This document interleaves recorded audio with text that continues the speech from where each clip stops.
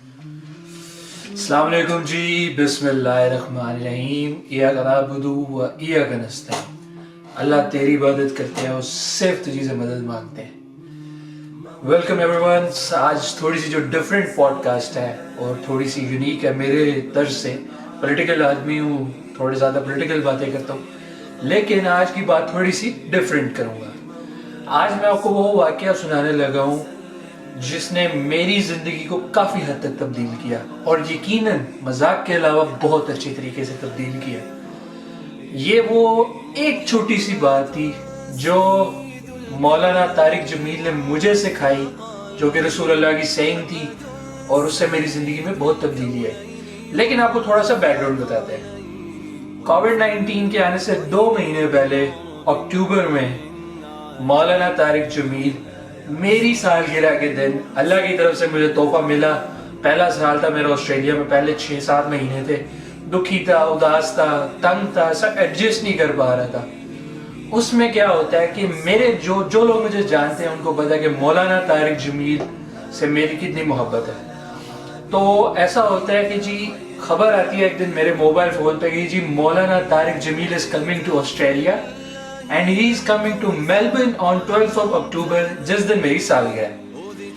और उस दिन मुझे ऐसा लगता है मुझे दुनिया की हर खुशी मिल गई कि यार मौलाना आ रहे हैं। मैंने जल्दी से उसी टाइम बाय टिकट्स पे जाके अपनी ड्राई टिकट्स पे अपनी टिकट बाय खरीदी। वो बेसिकली चैरिटेबल थी, वो कोई उन्होंने पैसे नहीं ले रहे थे। मौलाना कनाडा से ऑस्ट्रेलिया है। पहला उनका बयान सिडनी में था 9 अक्टूबर को शायद, और 12 अक्टूबर को वो आए मेलबर्न में। मेरे घर से तकरीबन 40 किलोमीटर दूर एक सबर्ब है, उसे कहते हैं एपिंग। जैसे हमारे कस्बे वो तहसील वगैरह होती है, मेलबर्न में उनको सबर्ब्स कहते हैं। सबर्ब एपिंग में आए मौलाना। मैं अल्लाह का शुक्र है पहुंचा। उस दिन छुट्टी मिल गई मुझे बाय चांस, 12 अक्टूबर को। काम से भी शिफ्ट नहीं थी, तो मैंने अल्लाह का बड़ा शुक्र अदा किया। बट अगर फॉर एग्जाम्पल शिफ्ट होती भी तो मैं काम पे ना जाता।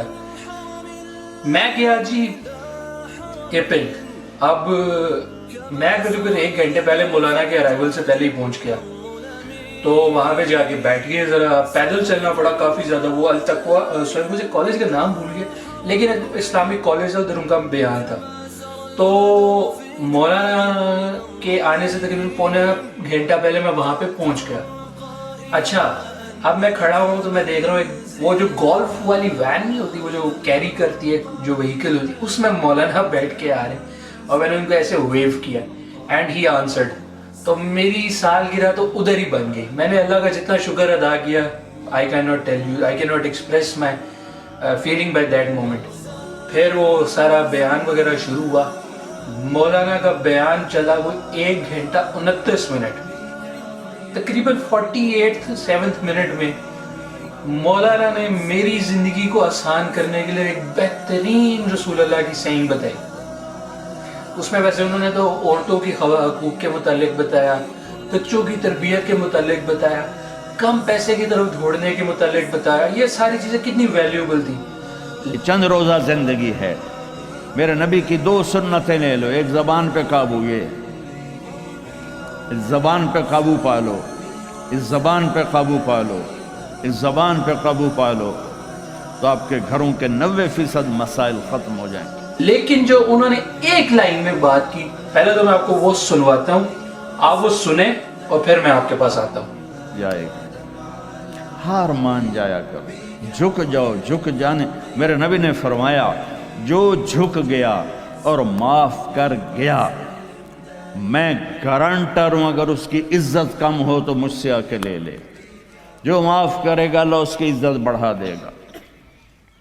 जो बदला लेने पे आएगा पूरे घर को तोड़ के रख देगा।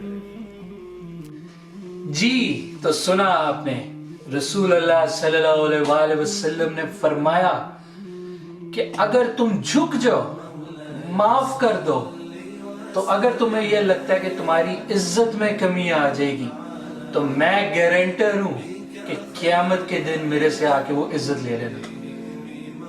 अब ये एक लाइन है, लेकिन इसने मेरी जिंदगी को बहुत तब्दील किया। मेरे अंदर आज से तकरीबन 2-2.5 साल पहले बहुत ईगो होती थी। माफी मांगने को तो मैं ظلم سمجھتا تھا اپنے ساتھ, اور میں سمجھتا تھا کہ یہ اگر میں معافی مانگ لوں اور میں جھک گیا تو یہ ایک طرح سے سرنڈر کرنا ہے, اور اگر میں صحیح ہوں تو میں سرنڈر کیوں کروں, میں کیوں جھکوں. اور میں آپ کو بتاؤں, میں نے اپنی زندگی میں بہت نقصان اٹھایا صرف اس ایٹیٹیوڈ کی وجہ سے. لیکن اس ٹائم میرے پاس یہ فلسفہ ہوتا تھا کہ یار حق پہ کھڑے ہو کے مار کھائی ہے نا, ایسا تو نہیں ہے کہ جیتنی وہ غلط تھا پھر بھی.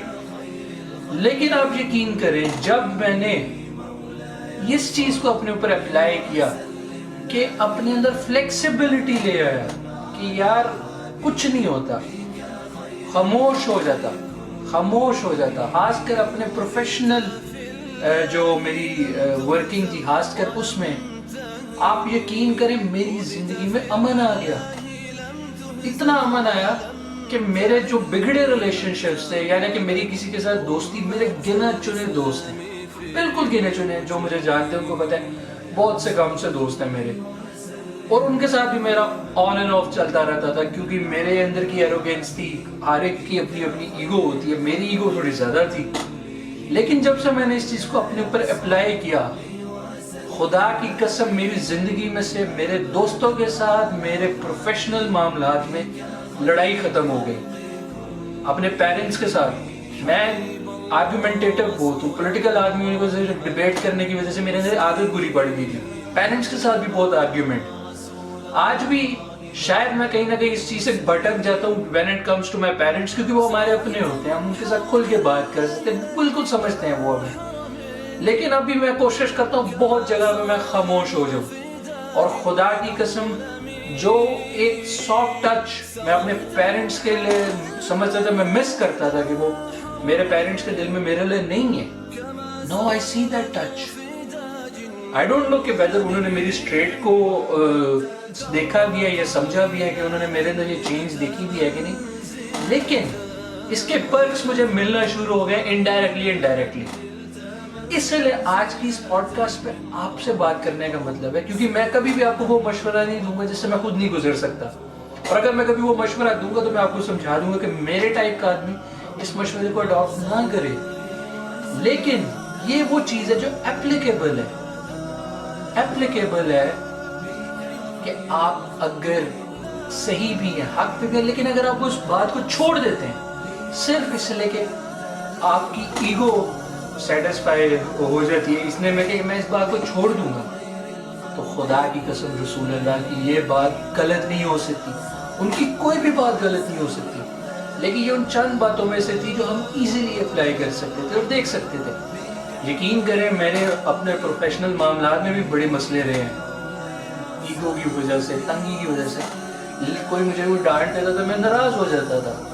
اب میں کہتا ہوں اللہ کی ذات آپ کو عزت دے گی, اللہ کی ذات. آپ نے خاموش ہو جانا, آپ غلط ہو بھی خاموش ہو جاؤ تو آپ کی عزت بڑھے گی. اور میں نے ایسا دیکھا, بہت سے ایسے معاملات ہوتے تھے جس میں غلط ہوتا تھا اور میں خاموش ہو جاتا تھا, صرف اس بے عزتی کو چپ چاپ سن لیتا تھا, اللہ اس سے اگلے دن میرے لیے بہترین سبق پیدا کر دیتا تھا. اسی لیے میں سب سے پہلے تو اللہ کا شکر ادا کرتا ہوں, مولانا طارق جمیل کا شکر ادا کرتا ہوں جنہوں نے یہ خوبصورت فلسفہ مجھے زندگی کا سمجھا دیا. اس کے بعد میں اللہ کے رسول کا شکر ادا کرتا ہوں کہ انہوں نے زندگی میں ہمارے لیے مشعل راہ بن کیا ہے, اور امید کرتا ہوں یہ پیغام آپ تک بھی پہنچے, اور آنے والے وقتوں میں اس چیز کو اڈاپٹ کر کے صرف جھک جانے سے. رسول اللہ نے کہہ دیا, رسول اللہ کبھی غلط بات نہیں کر سکتے تھے کہ اگر تم جھک جاؤ تو تمہاری عزت میں کمی آ جائے تو قیامت کے دن وہ عزت میں تمہیں پوری کر دوں گا. اس چیز کو ہم نے سمجھنا ہے. پاکستان زندہ باد.